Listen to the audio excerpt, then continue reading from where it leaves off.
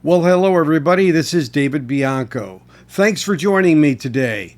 Today I'm going to talk a bit about my visit to Austin, Texas, and the one day I spent there at their vinyl convention on Friday, which was Early Bird Friday.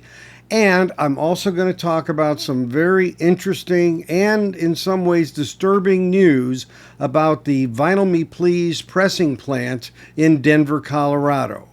That's coming up next on the Safe and Sound Texas Audio Excursion. So the Austin Record Convention is a semi-annual, twice-a-year event, happens in the spring and the fall, and here we are in early May. So it's a Friday, Saturday, Sunday function here. If you do the 3-day pass, you can use the early bird special on Friday. It's the only pass you can get in on Friday with, and you get a chance to hit up vendors with their maximum inventory early in the process before everybody shows up Saturday or Sunday. Now, the good news about that, of course, is the selection is going to be the best it can be. The bad news is, well, you don't get quite as many deals as you do later in the weekend as the vendors are realizing, I don't want to take as much of this back home, so they discount more. But I will say, we did find some decent discounts from people even on Friday. So it was really well worth it in that regard. A lot of selection, over 300 tables were sold out. They even had to open up a back room for some additional vendors that wasn't open in the fall last year. So definitely a huge success. I'd say 95% of the vendors were there on Friday already. There were some areas where there were a few tables that weren't yet inhabited, which are probably people who will just come for Saturday and Sunday. So it's a great time. Got to meet people from wide and far. I mean, we had people from California. We had Rob the Wax. We had Mazzy from Seattle. We had Chance, concert buddy from the St. Louis, Missouri area. Also met Kimbo there. Eddie from Houston. And Jason Rojas, who happens to live in Austin as well. Dylan from Noble Records was there sniffing around the record booths as well. Wasn't selling records, but was looking for some goodies for himself or for his store, I am sure. So it's a great time. Wasn't hugely packed, so it's nice in the sense that, you know, it's not a lot of people standing in line at a booth, although the ones that had the best selection certainly had the best crowds around them. But you could get some deals, which was really good to see. I didn't have a huge list myself, frankly, and trying to pare down a bit myself. I'm going to be moving here soon, so moving is not compatible with adding more records to your collection, that's for sure. But I did find a few, thought I'd share it with you. So I could return to the show tomorrow, Sunday, because I had to come back to the Dallas area today on Saturday, but could return there because I had a 3-day pass, but I'm not going to because Brad and I are going to be part of a special live broadcast on my channel Sunday, May 5th at 5 p.m. Central, whereby we're going to be joined by the Pressing Matters Scott Wilson. And we are doing a vinyl shootout of multiple pressings of 3 Yes albums. The Yes album, called the Yes album, Fragile, and Close to the Edge. So each of us will take one of those albums and give you our impressions from shooting out 4+ versions of that album that we have been listening to over the past month or two. Actually, we've had this kind of cooking in the books for a while, but we're ready to bring it on. So again, it's the May 5th on Sunday at 5 p.m. Central. Of course, if you're watching this after that, you can watch it on my channel as a rerun, of course. So what did I pick up? Well, I didn't have a lot that I was really looking for. I did help Brad find a few real let's call them watch list items or want items on Discogs that he has been able to scratch off his list. So one thing I did get was I picked up an additional copy of Close to the Edge.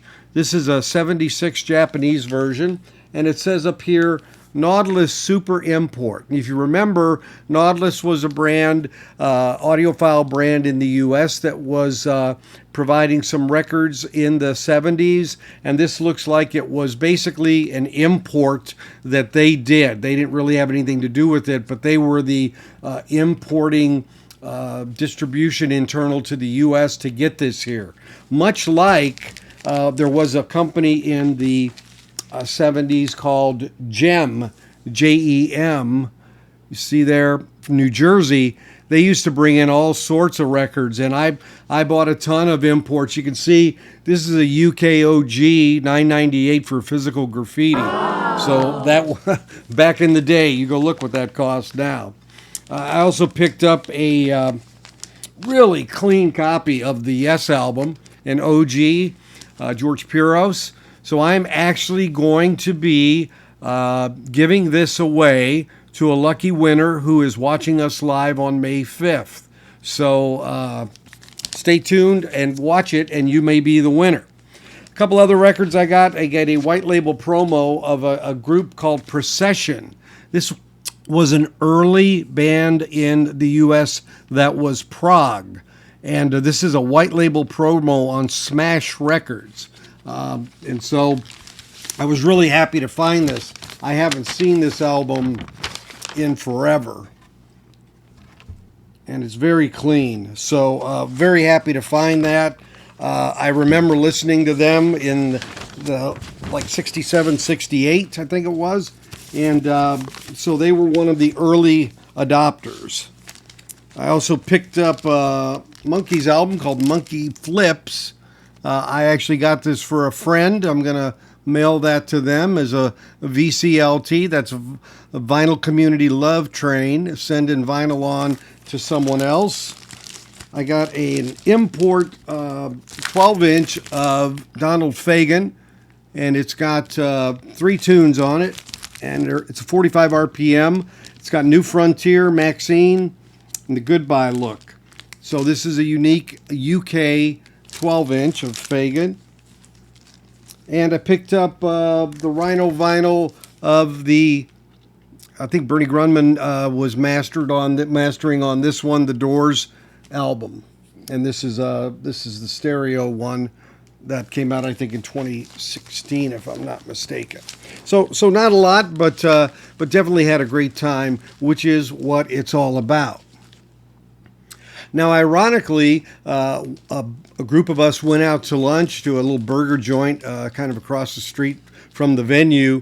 And as we're sitting there, I get this notification through one of the gents there who had seen it, and it was a trackingangle.com link that was from a publication called BusinessDen.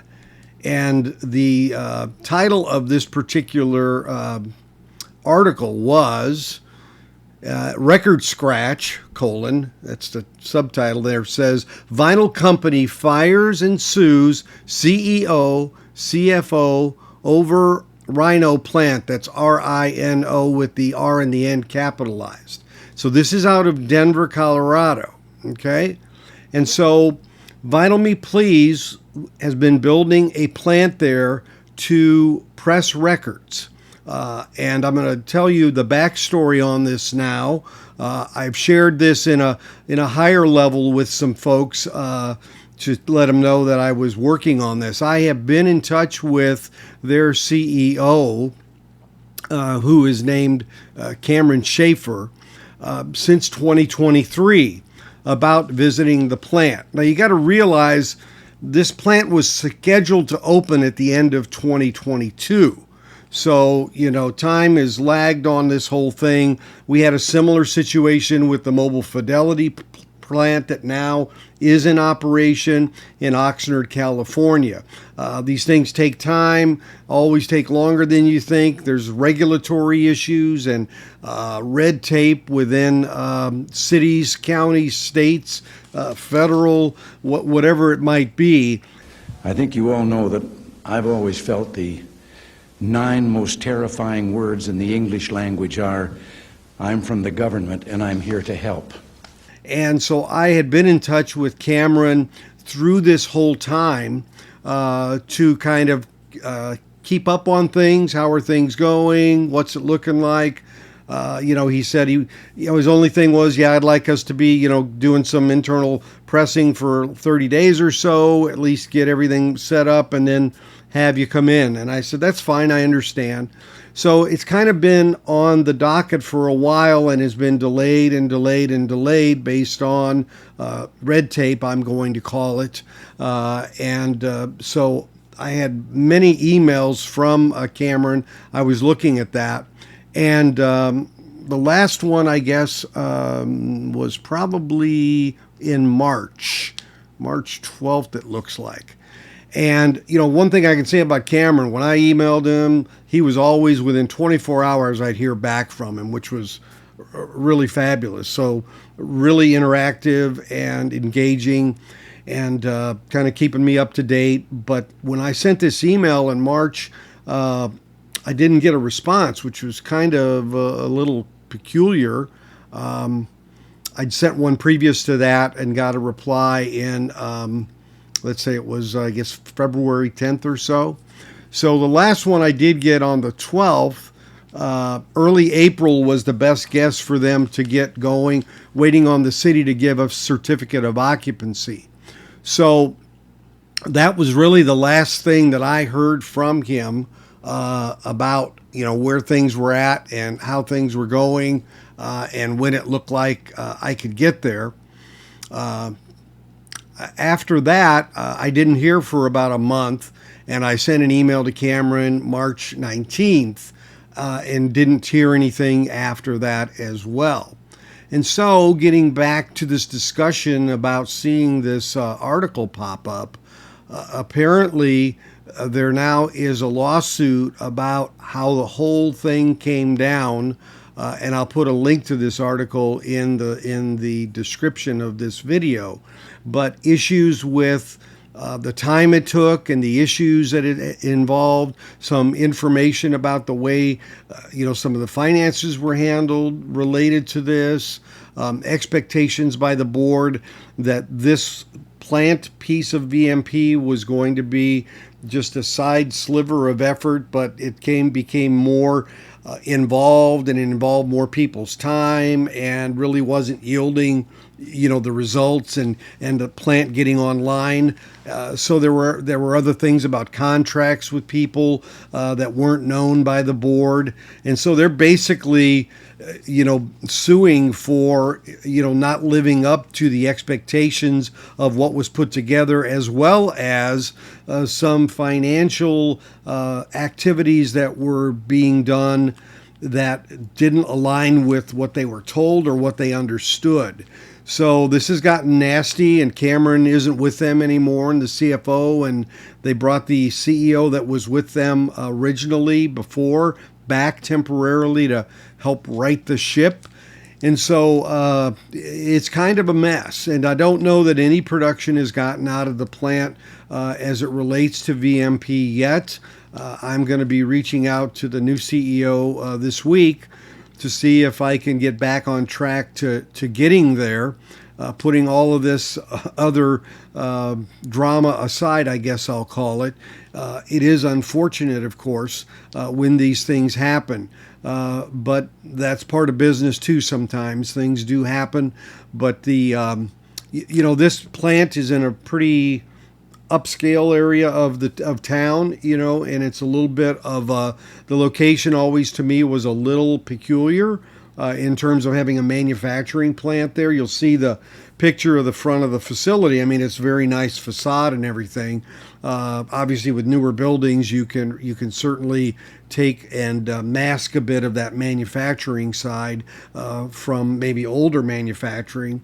But still, it was really a little bit out of sync with the area, but it's a little more swanky area, I guess I would say. But all those things aside, the real key to us, of course, is VMP able to, and are they, starting to press records, and what's the pressing plant like, and how's it operating? celebrating, and that's really what it's about for serving the vinyl community in spite of all these other things that have happened.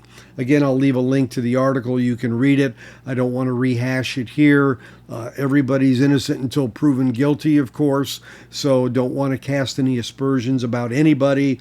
But I will say, as I said earlier, Cameron was really very generous in his replies and his willingness to have me come. And so I really looked forward to that. I really thought here in May I'd get out there because I had a really busy April, so the timing was such that that would make sense. But we'll see. I'm going to try to get back on track and bring you that because I think it would be a very interesting share. So that's what's been going on with me lately. Again, tomorrow evening, May 5th at 5 p.m., we're going to be having our live triple shootout of 3 Yes albums. And I'm hoping to have a special guest as well. So stay tuned. So as always, thanks for watching. If you haven't subscribed, please consider doing so by clicking on the bell and picking the all option.